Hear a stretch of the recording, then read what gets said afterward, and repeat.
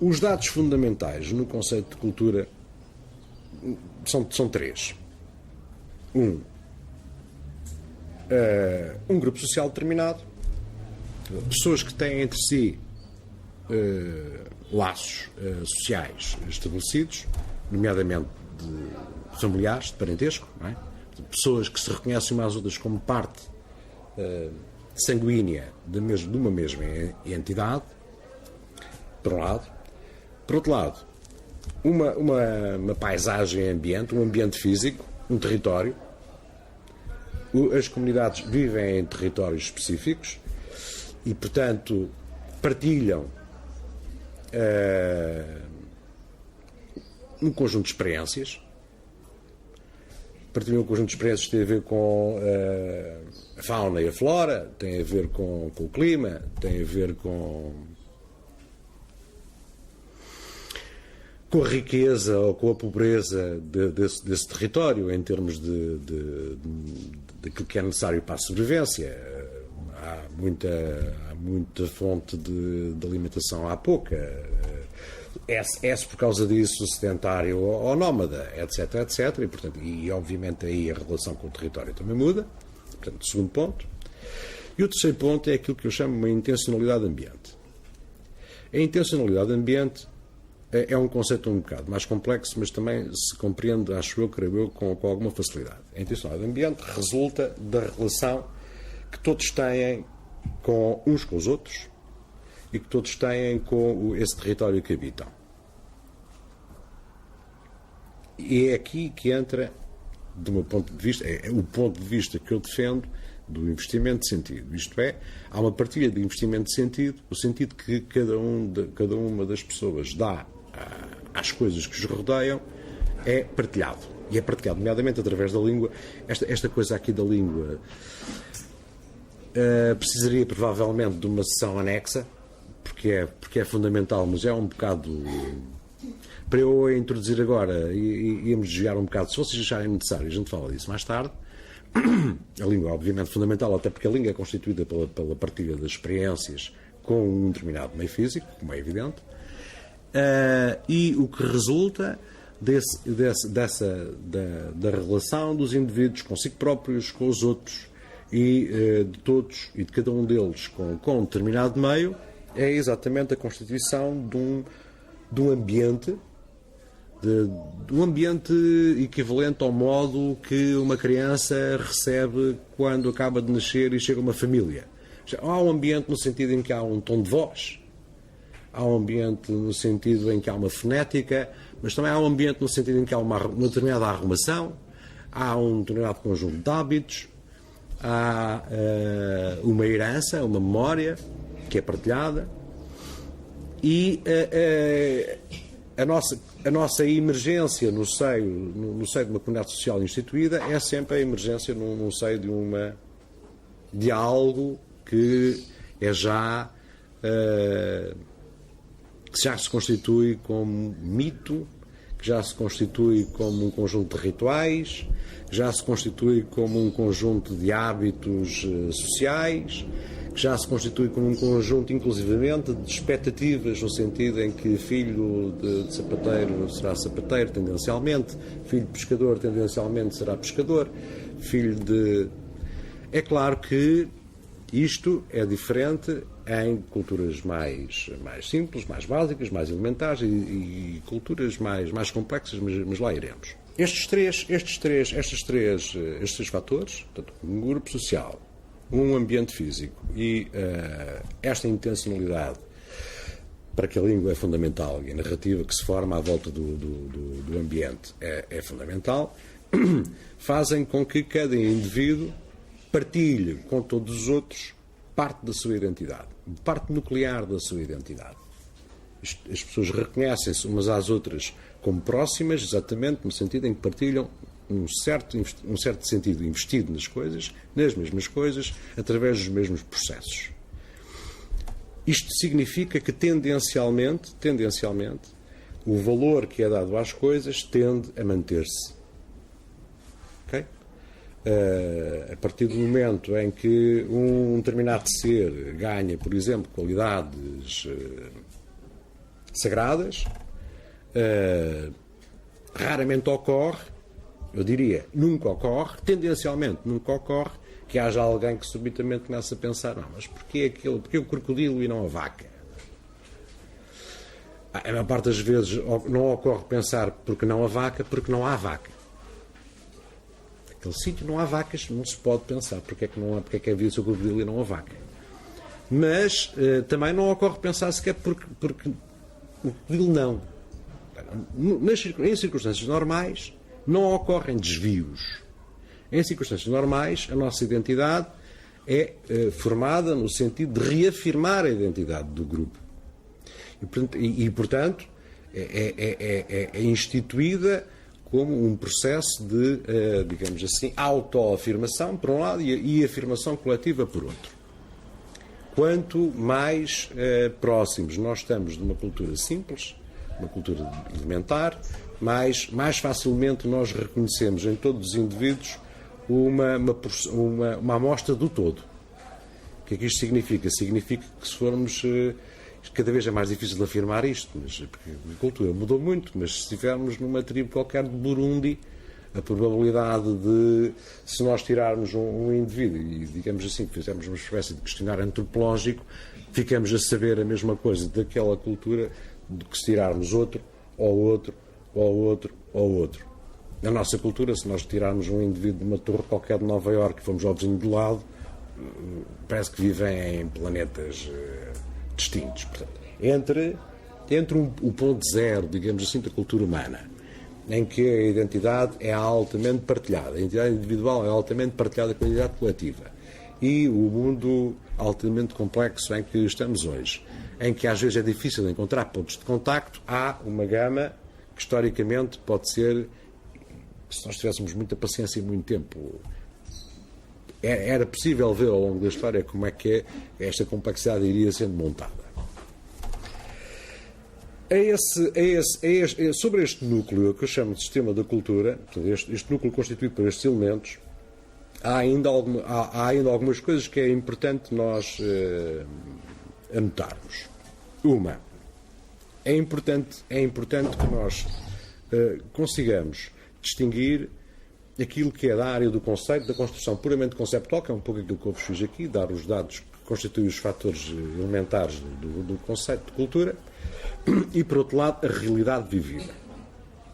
A realidade vivida é muito importante no sentido em que nos deve obrigar a completar o esqueleto do conceito com a realidade propriamente dita. Isto é, os sistemas culturais são constituídos sempre por indivíduos concretos, e isto significa indivíduos que estão acabados de nascer, indivíduos que estão quase a morrer e que vão morrer, indivíduos que necessariamente são mais importantes que outros socialmente, isto é, sem os quais não se passa nas tribos mais de cultura mais simples, ninguém passa sem o curandeiro ou sem uma figura como é a figura do xamã, que provavelmente falarei mais tarde. Se não há uma orientação espiritual, por exemplo, se não há alguém que mantenha a comunicação com o espírito dos antepassados, a coisa está mal.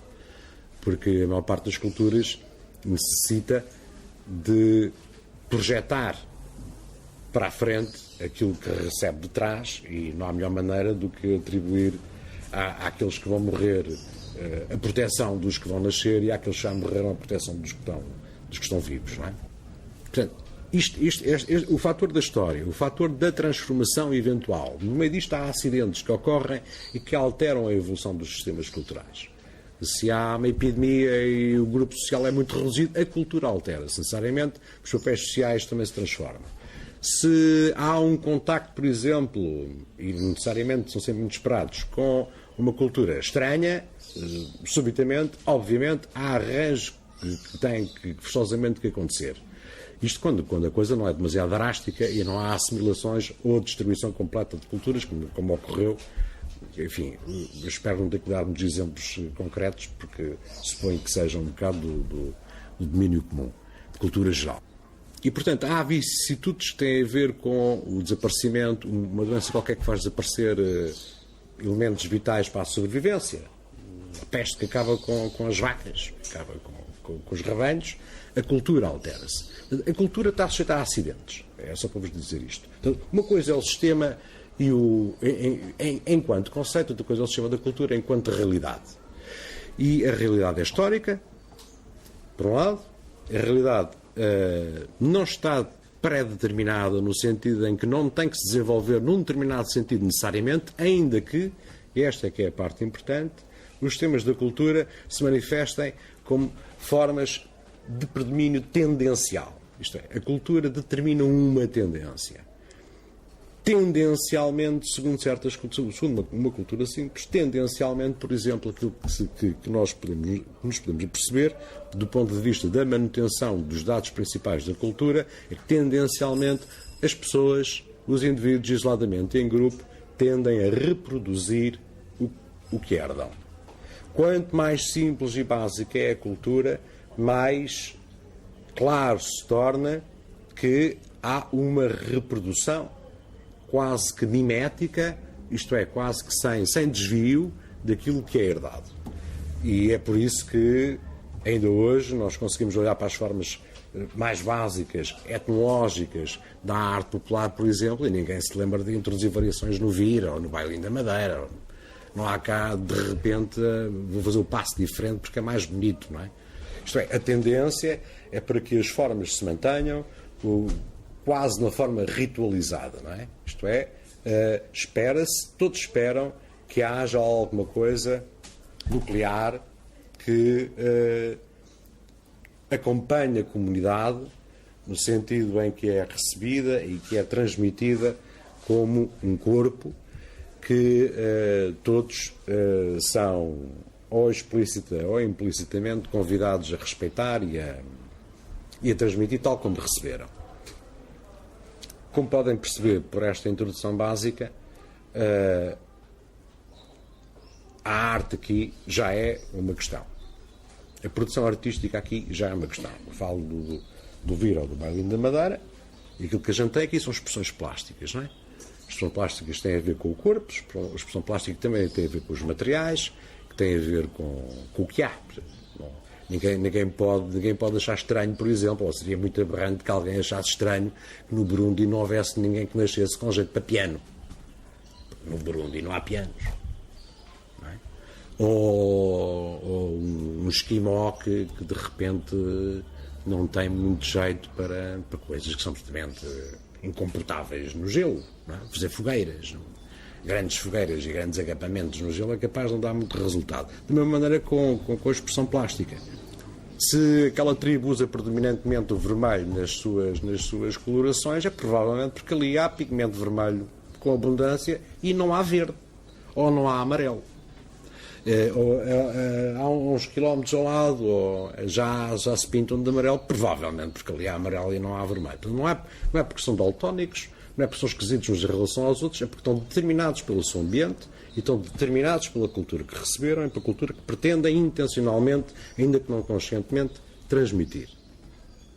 Também há uma questão que é importante do ponto de vista científico e filosófico, que é alguém com uma cultura mais simples não tem capacidade de categorizar, criticar e questionar culturas mais complexas. E quem tem uma cultura mais complexa tem pelo menos essa possibilidade.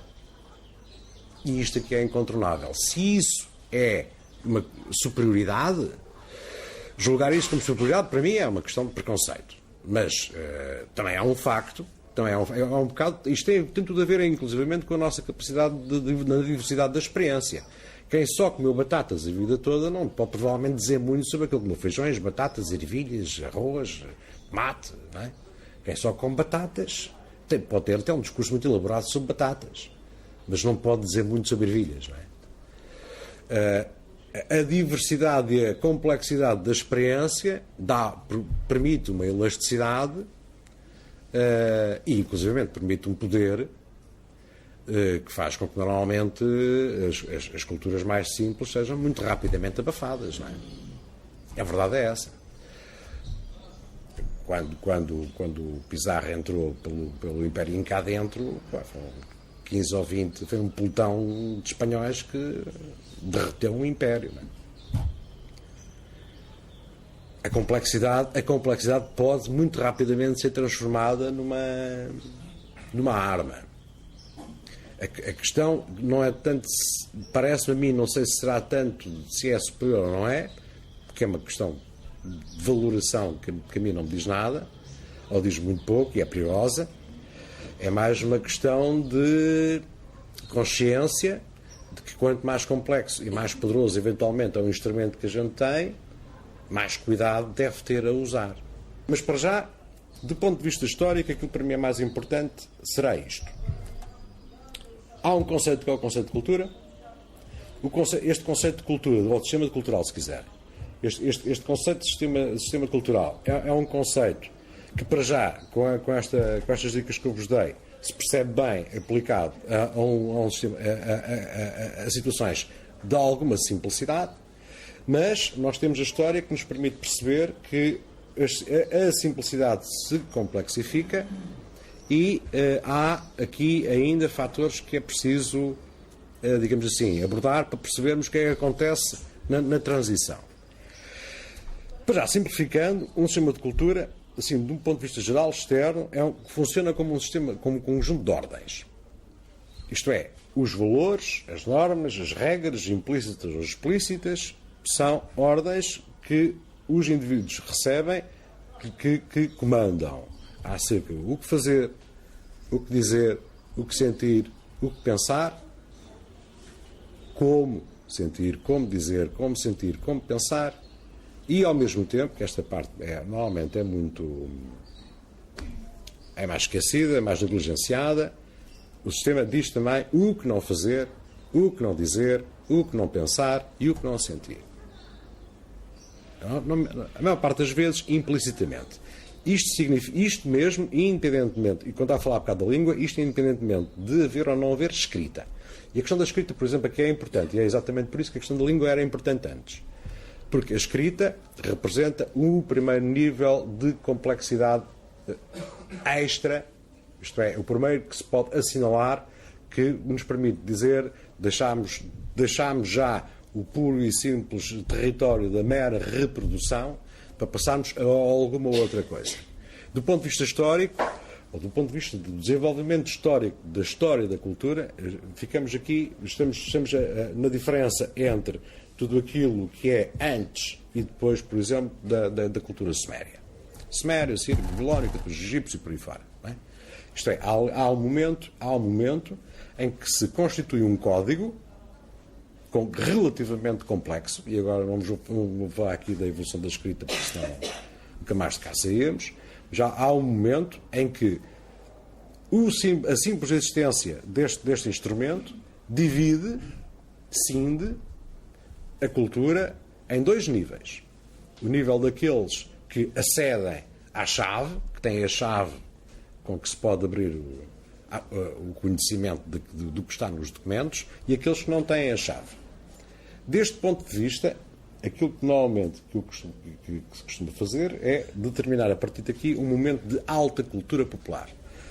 Estamos num sistema de cultura popular. O momento da alta cultura popular é o momento da constituição de discursos a que nem todos têm acesso.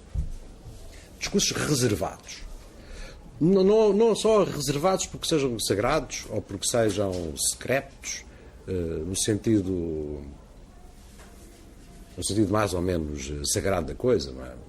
São reservados no sentido em que é necessário uma escada e uma chave para aceder aos que têm e aos que não têm.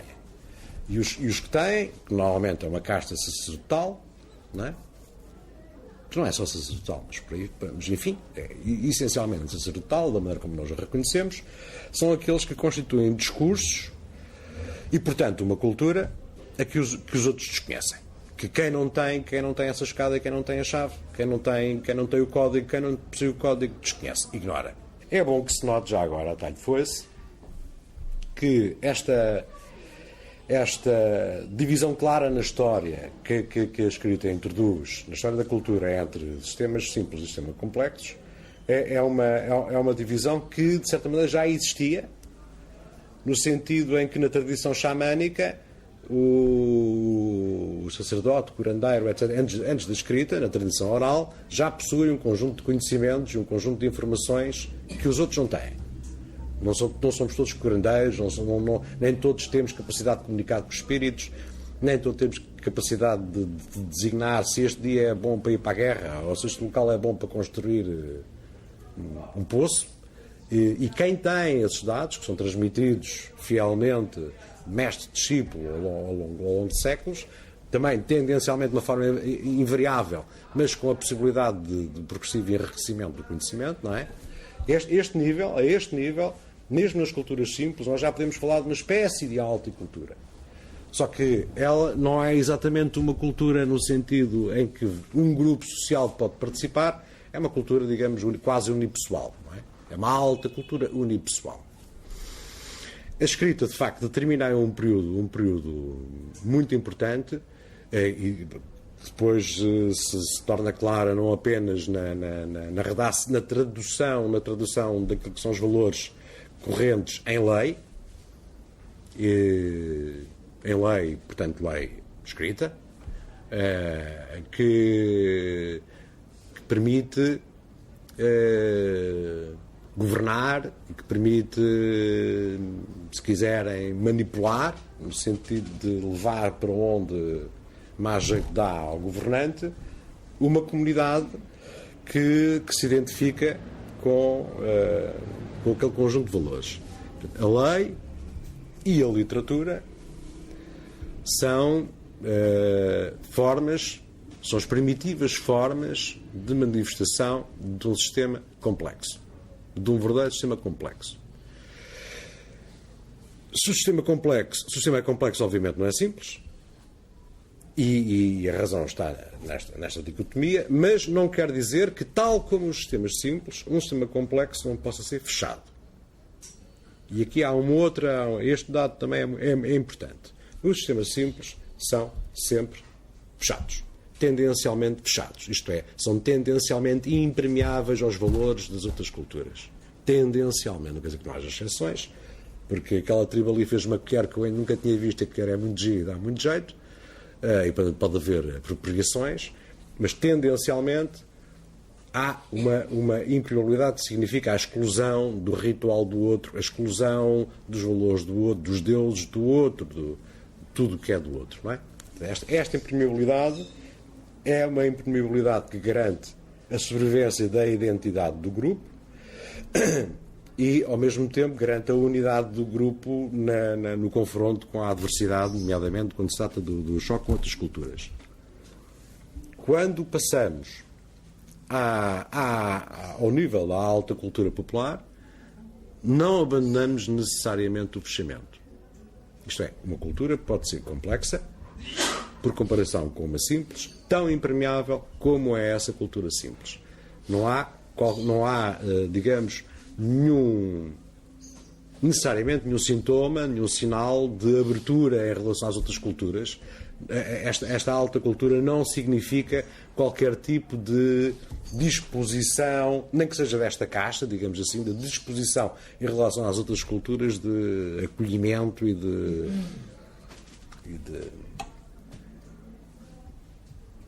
permeabilidade, ao fim e ao cabo. Isto é, não há necessariamente com isto nada que permita dizer, a partir desta altura, aquela cultura olha com outros olhos as outras culturas e está disposta a trocar dados, a trocar valores, a trocar... Não necessariamente e raramente. Portanto, há um momento histórico em que não só estamos a falar de sistemas complexos, no sentido em que já há uma alta cultura popular, há um momento histórico em que temos que começar a falar de sistemas complexos abertos. E a partir do momento em que falamos de sistemas complexos abertos, a coisa torna-se mais próxima de nós. E essa altura é a altura charneira no meio deste discurso todo, é o momento que corresponde ao momento áureo, digamos assim, da cultura grega. Pela primeira vez, nós deparamos com um sistema complexo, tendencialmente aberto, com a cultura grega. E é a partir daqui que verdadeiramente a minha história começa. Esta coisa toda era para chegarmos aqui.